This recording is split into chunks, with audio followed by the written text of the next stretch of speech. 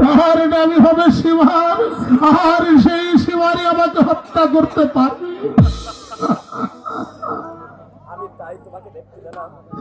আমি তাই তোমাকে দেখতে চেয়েছিলাম, তুমি আমার শিরচ্ছেদ করবে।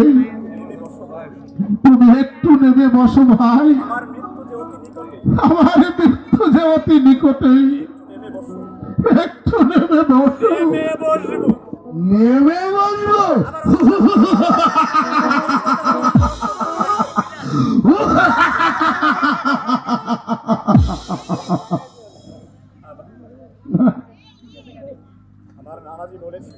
আমার নানাজি বলেছিলেন, ভাই সীমা, তুমি যে স্থানে খন্দন চালাচ্ছ তোমার খন্দন সেখানে কাটবে না ভাই। তার কারণ আমার নানাজি চুমু খেতেন এইখানে।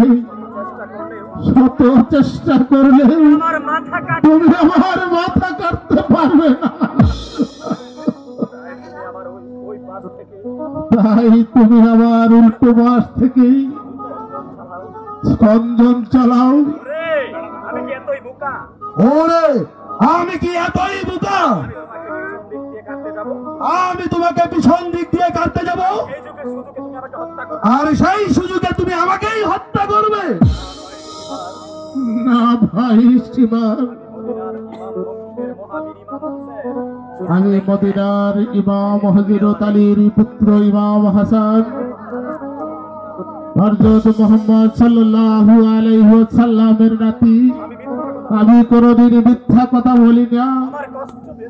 আমার কষ্ট যে সহ্য হচ্ছে না, আমি ওই আল্লাহ তাআলার নাম শপথ করে বলছি, কাল হাসরের ময়দানে তোকে না নিয়ে আমি বেহেশতে যাব না। আল্লাহু আকবার, আল্লাহু আকবার। ভাই সীমা, নামাজের সময় হয়ে এসেছে। তুমি যদি আমাকে একটু সময় দাও, তাহলে আমি 2 রাকাত নামাজ পড়ব। ঠিক আছে, তাহলে তাই করো।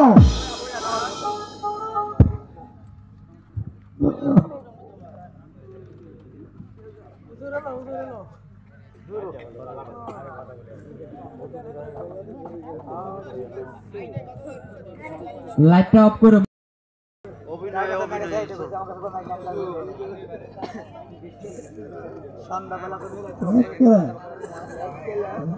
দরকার নাই।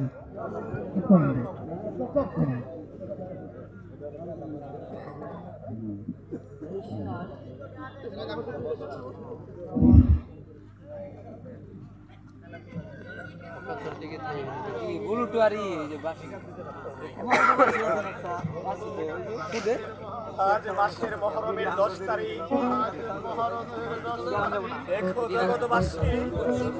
দেখো জগৎবাসী, আমি চিরদিনের জন্য দুনিয়া থেকে চলে যাচ্ছি। আমি চিরদিনের জন্য এই দুনিয়া ছেড়ে চলে যাচ্ছি।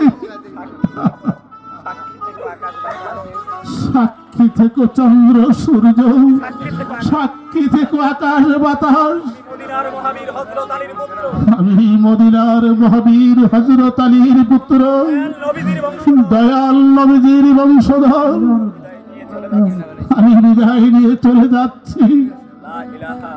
লা ইলাহা ইল্লাল্লাহু মুহাম্মাদুর রাসূলুল্লাহ। ভাই সীমান, তুমি তোমার কাজটা সেরে ফেলো ভাই, তুমি তোমার কাজটা শেষ। আমি তাই করছি। আল্লাহ